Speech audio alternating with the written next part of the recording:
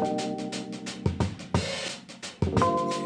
everybody. This is Victor Horcasitas with the American Society of Barcelona and Barcelona Metropolitan magazine. As you know, we're here to give voice to the English speakers of Barcelona and to meet this afternoon or this evening, wherever you are today, with a really interesting and passionate, inspiring young man who has done some interesting things. Jonathan, I don't want to speak on your behalf. I'd love for you to give a quick introduction about what you're up to today, and then we'll jump into the bigger issue of maybe the wake of racial tensions in the United States and perhaps your experiences here in Europe. Does that sound okay? Sounds pretty good. All right. Tell us who you are, Jonathan. Where are you from and what are you doing here? Okay, so my name is Jonnathan Courtney. I'm 31. I'm originally from Laguna Beach, California. I've been living here in Barcelona for the past 5 years. I studied abroad here in 2009. That was my first introduction into Spain, to Barcelona, and I just fell in love with the people, the culture. I felt like this was home for me. But I did have to go back to finish my career, finish my education, so I went back to the States. But when I left Barcelona, I said that one day I would be back here to live, to try to make it. So my job took me outside of the US after 2 or 3 years. After 2-3 years, I traveled the world, lived in Qatar, lived in Portugal, and I had my flight to go back from Spain back to the United States to go back. And I just said, no, I'm going to stay here. And that was 6 years ago. And since then, I started a business. It's called Cali Zumos. It started off as a cold pressed juice bar in acai. It was something that I've always been raised on, like cold pressed juices, acai in California. You really couldn't find it here back in 2015, 2016 in Barcelona. So I started that, but I transitioned that cold pressed juice bar into just a catering service. I'm a professional chef, a nutritionist, and a personal trainer. So I just combined all of my passions into one. And now it's a catering company where we deliver healthy style food to everyday people. We also do corporate events. So that's my background. All right, that was a lot to unpack there. Excellent introduction to you. Listen, I want to be very upfront with the people here because you've done something really great in the wake of this tragic situation in the United States. Talk about what you're doing in Plaza Catalunya. Can you give me a quick summary of what you're doing there? Yeah, so in Plaza Catalunya, the idea of yesterday was to create a shrine. I know that we all have different ways of voicing our opinions. People want to get out to the streets and protest. Some people just want to be in solidarity with what's happening. So what we did yesterday, we created a sanctuary, a shrine basically in Plaza Catalunya that will stay there all weekend. This is just to stand in solidarity with the people in the United States and around the world, and for us to show that we are with the African Americans. We do feel what they're going through and that we support them 100%. I'm an American living outside the United States, but my heart's broken to see this on TV, to see that people are being murdered in broad daylight by the people that we put into power and that we pay with our tax money. It's 2020 and this continues to happen. It's like every year that passes, we hear about, oh, this person getting killed, this good person getting killed. So this is just to build a shrine that anyone can come through the weekend to show their respects, to show their love. I know this is during COVID, so people are they don't want to be in crowds. They want to be kind of separated. So this just allows them to go whenever they see fit to pay their respects to what's happening. Chapo, that's a really great thing that you've done there, Jonathan. For a lot of us who are there, who want to be there in solidarity in the United States and to be there in solidarity right in Plaza Catalunya. Let me ask you, but this isn't the first time that you've done something supporting the society, is it? No, it actually is. I was under the impression that you had done something with the Women's March. No. I have never done anything. So reverse back, last Sunday, I was gonna have a barbecue. Before having the barbecue, I watched the news, what was happening in the States, and spoke to my family. I hadn't seen the video of the killing of George Floyd, and I watched the video, and that really broke me. It shook me to my core. Mind you, my brother is a police officer in California. So it really took me to my core, and I said, okay, this is enough. I have to stand up. So I just wrote a message in the American expat group here in Barcelona and also expat group, and people just started getting in touch with me. And these two ladies, Rachel and Cecilia from the women's group, contacted me and like, hey, we saw your post. We would love to help you. And they really guided me through this entire process of getting a permit, how to make this COVID safe. But yeah, I've never done any activist work ever. So this was just, like I said, a normal citizen of the world that said enough is enough and I want to do something. Yeah, Rachel and Cecilia are wonderful people. They Ceci really used to be are. actually we used to have a radio show together, Okay. and Rachel Montignan, she used to come often to the American Society. Let me ask you, so you have a brother who is a police officer. I had a brother-in-law and a sister-in-law, and I wouldn't say not a father-in-law, but I have cousins who are police officers. And I've done, I don't know, 50 or so ride-alongs. I don't know if you've ever done a ride-along. And it was actually very surprising to me to witness firsthand how people who I know who are not at all racist in their daily lives, but as soon as they put on the uniform, I also rode an ambulance for many years. There's a different experience that they have to go through in the United States. I wanted to see if you had any feelings towards the remarks from senior government officials who are basically trying to give the message that there isn't systemic racism within the police departments across the United States. What do you feel about that? I think that's, absolutely false. There is racism in our system. You can say yes, you can say no, but as a mixed race person living in the United States, I remember when I was a kid, my father got pulled over. My father's Creole, so he's a bit darker than I am. And we got pulled over because the tail light wasn't working. It was working when we got to our destination. They wanted to check the car, sir, can you get out?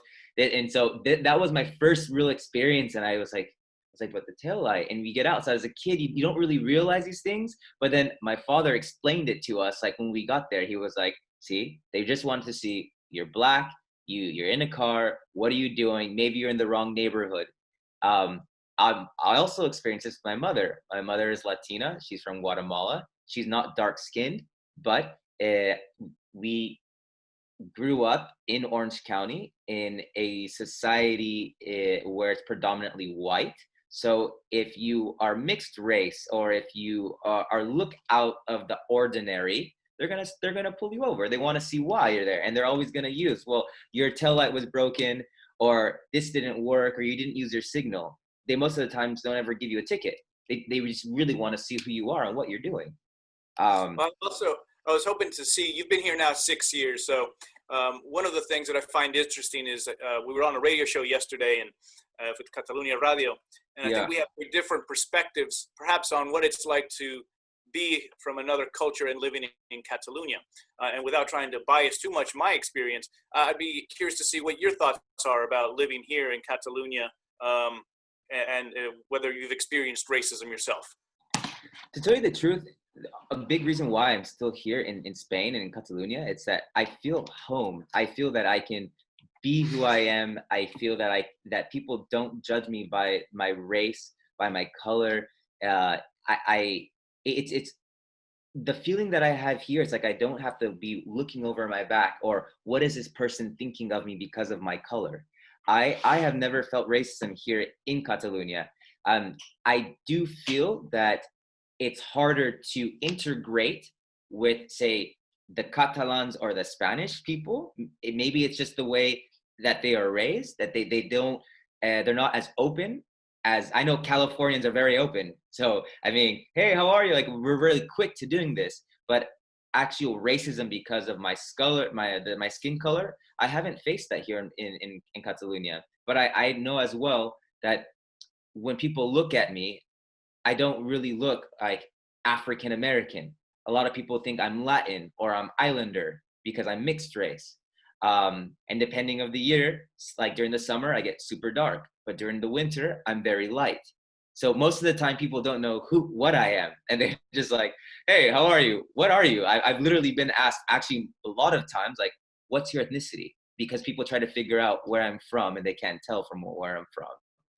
But to say It's experience, also, sorry, you no. said that you had lived some in other places as well. How would you contrast or compare your experience living here in Barcelona with that of, say, Portugal or Qatar? Barcelona has just been by far for me like the perfect scenario because it's international. There's a lot of people from around the world, but also locals. If you just go right outside of Barcelona to the little pueblos, then you can really, really integrate yourself with the local people. It's been amazing. Living in Portugal, there was a barrier between the language, but I did understand Portuguese. I understood Spanish. It was good. Never honestly really felt racism there. And then living in Doha was just a completely different experience. And never felt honestly racism anywhere where I've lived outside of the United States. I can't tell you I ever felt racism where I felt like I should be fearful for my life, or because of my skin color, I'm going to be treated a certain way, or I need to take extra precaution. I mean, of course, there are some places in Europe that I would say aren't where you do stand out. That I mean, I am the only dark-skinned person in the room, in the restaurant, in the store. I mean, I might feel uncomfortable just because it's when you stick out, you know you stick out. But racism, I can't tell you I've really felt that here. But in the United States, I have, unfortunately. Okay. And when you say that you felt it in the U.S., you were very articulate with the anecdote of riding as a child with your father and getting stopped. Is there, do you have any like examples of, as an adult, where you're able to appreciate a little bit more of what's really going on than when you have the blinders of childhood and the innocence? Is there any examples that you can share with some of the people who are from here and haven't had an experience of living in the U.S.? Okay, so I mean, I wouldn't want to. I don't know if it's like, well, it's just I guess their mentality. So when I actually moved back from Barcelona, I moved back to Laguna Beach, and I actually applied to get an internship at the St. Regis in Dana Point. It is a very, very luxurious hotel, 5 diamonds, 5 stars. So my name is Jonnathan Courtney. It doesn't sound African American whatsoever. If you speak to me over the phone, you wouldn't tell that I'm African American. I have a pretty good CV. I mean, I'm a really good student in school. And so they called me for an interview for the St. Regis. So I put my suit on and I went to the HR department the day of the interview. And I walked in, and I'll never forget the lady's name. Her name was Meredith. And I was like, hello. And she was like, she looked at me odd. Like she looked up and she was like, okay. She was like, hello. And I was like, hi, I'm here for an interview. She was like, oh, she was like, what's your name? And I was like, my name is Jonnathan Courtney. And she looked down at the paper and she looked back up and she was like, oh, she literally did like that second look and she was like, oh, I wasn't expecting you. Like bluntly in my face was like, I wasn't expecting you to look that way. Yeah. That moment really just like, I didn't know how to take that. I was like, wow, this lady just basically told me she wasn't expecting a man of color. I was like, okay. One of the things that I have found interesting is that when I remember when I got here, I had been told and I had read in the Vanguardia that only 1% of the population that was living in Catalonia was not born in Spain. Only one. We're now at a percent, roughly, I think 15 to 16%. And that's all races, all non-Spaniards who live in Catalonia. So in the last 15 to 20 years, there's been a dramatic demographic shift. And yet still, it's only about 15%. So yeah. It's interesting, your experience, because I'm from Mexico originally. And people could definitely tell when I speak Spanish here that it turns out I'm not Catalan. Uh-huh. And it is the experience of trying to compete for jobs, trying to get a mortgage, trying to do things that you don't really have an opportunity to see the people in front of you with a reaction. That's the really insidious racism, at least in my belief, because you can do nothing about it and there are no statistics to measure it. You know, the redlining that takes place in the United States, oh, you better believe it happens here too. Here, oh, yeah. Barcelona, Spain, and Europe. And it's curious, I see your point and I appreciate it. My experience is that racism is far worse here. It's just not a day-to-day reality that people have to concern themselves with because there aren't that many races to deal with. So when you're kind of, you're the black guy from Africa, you're the dark guy from Latin America to marry people's sisters or compete for their jobs. And as the Catalans have, I always felt they're very welcoming people, and particularly Spaniards. But at the same time, it's a very different element when you start to compete for people because they start to see you as a threat, not necessarily a racial threat, just a threat to their regular existence. I wanted to see if No, you had any of that kind of. no, that 100, that, so we were talking about racism, about race, color. I mean, that 100%, I've never felt that here in Catalunya. But as an entrepreneur, Mm, I'll go to the complete opposite end of this. For me, it has been extremely difficult to actually start the business here. I've had to be super persistent. I mean, I've had knowing like going to like say the Mossos and asking for a document that I needed to get the NIA to do these things. And they're like, oh, you don't need that. I'm like, no, no, no. I know I need it. I have a lawyer. They're like, no, you don't need it. I'm like, I do need it. And I literally physically had to sit there. I'm like, well, I'm not leaving until I get the paper. They finally gave me the paper. And I was like, see, I'm not stupid. I'm not lying. I've also been like some places I go, I try to talk and I'm like, okay, guys, I need this. I need this. I've been told I need this. And they're like, oh, no, you can't get it here. You have to go somewhere else. I mean, I've been told several things and going around in circles and circles. And it ended up being at the exact place I needed to get it. It's, I find, and my experience here in Catalunya is that they're not willing to help the foreigners. They don't want to help the foreigners. They'll do everything in their best interest or in their power to make it as hard as for you as an expat to build a business, because as you said, you're competing against them and they don't like that and they don't want that. But I mean, it's been very, like I said, it's like that. I'm okay with like your race and you can be here, but when then you start actually competing for being in the market with them, if you want to do business, then it's a whole different story. And then from there, I don't even think it depends if you're black, you're white, you're Mexican or anything. They're just completely racist against, they don't want you here. They only want this to be for Catalans or Spaniards in general, not for outsiders to come in, because they feel that we're here to take their land or their business, which I don't see that whatsoever. I mean, but definitely have felt that hardship here in Barcelona. interesting. And let me ask you, what is it? What's your favorite thing about Barcelona? Because obviously, you say it's a wonderful mix of different things that has decided that made you decide to stay here and create a life here. What is it that you really like about Barcelona? One, like Barcelona has taught me to balance my life. I mean, in the US, we work and we work and we work and we work and we work to obtain, and we're sold this dream. But then you get to a certain age and you're just like, maybe you're 50, but then you're sick and you have nothing. You look back in your life like, what have you done with your life? I've worked and I've obtained things, but I haven't actually had experiences. Here in the 6 months when I studied abroad, the experiences that I had within those 6 months completely changed my view of what life was.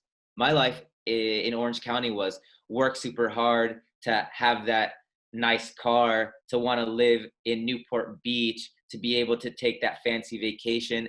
But coming here, I mean, going to the Merced parties, having the holidays, people be actually like, oh, we're going to have on Sundays, we're going to have family dinners. Let's go away for the weekends. This was really new to me because in the States was like, unless you have a very privileged life where you come from a family with tons of wealth or a lot of money, you don't have to worry of working overtime to be able to make your bills, to meet your bills, to be able to pay your bills, you know, because it's super expensive in California. So that also culture, they have an unbelievable culture here in Catalunya and in Spain. And it's one thing that I've noticed is that they're not willing to change that. And that's like the same thing that I love about it, that they're not willing to change their heritage. At sometimes that's very hard in business when you're trying to make evolution, you're trying to make things evolve. They're stuck in a way. But I must say, like, I think we all are here for some reasons, but also for reasons that we hate it. But the reasons that we love it overcome the reasons why we hate being here. I mean, like, for instance, efficiency here drives me through the wall of trying to get things done. But it's also taught me to, like, hey, if it doesn't happen today, it's okay if it happens tomorrow or the next day or the next day. Your life isn't gonna end. Yeah, business might take longer to get done, but you're actually living. I really feel like I'm alive here. I feel that you know what, I take time to really immerse myself into relationships that I've built here, to actually live life. And in the States, I felt that Okay. I was constantly running. So you have a true appreciation for what they're constantly telling us. They have a better quality of life here. 100%. And then the other thing I wanted to ask you is, have you kept in touch with the American community? To tell you the truth, no, not really. I haven't. I'm. I know this might be like wrong to say, but I'm that American that when I travel, I try not to stick with Americans because I really try to immerse myself. I truly try to get out and meet people from around the world. I Yeah. know that's how I typically do it. I have a couple American friends here that are actually from California, and they knew mutual friends and they connected me to them once I moved here. But I haven't actually connected, I say, with a lot of Americans here.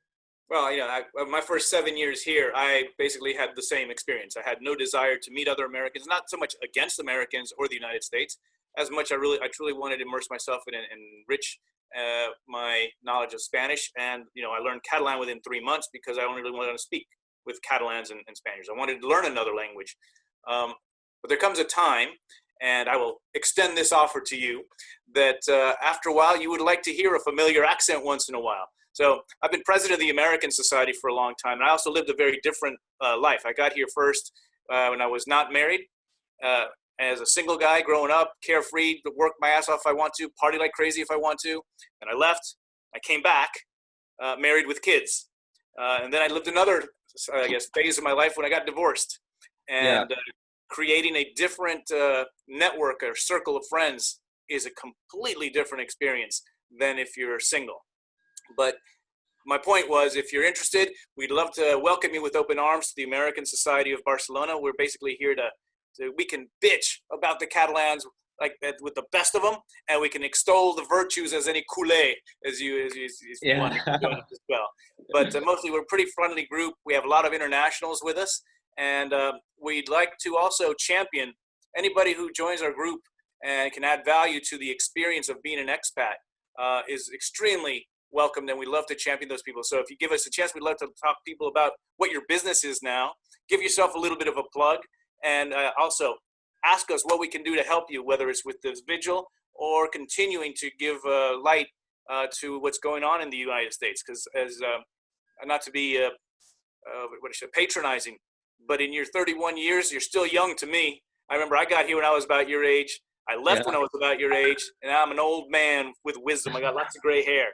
So I have gray hair too, so it's all good. No, thank you so much. I know I'm in that stage. I'm in that stage now that I would like to meet fellow Americans.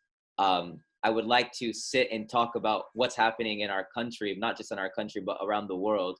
But I think that we're now in a very, very crucial point in the United States and in the world in general, where we need to bond and we need to actually make a stand, because I feel that we continue to say it when we hear or we see someone being killed by the cops or this and that, but we have a voice. We can make the change. We just have to be that kid that doesn't shut up, that doesn't stop, that kid that just there until they get what they want.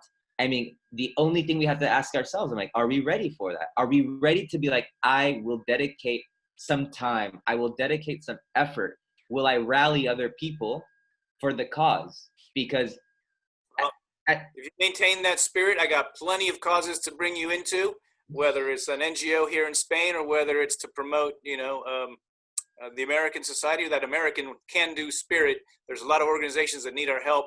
I was a lifelong Republican until my stupid party decided to allow this man to be a candidate.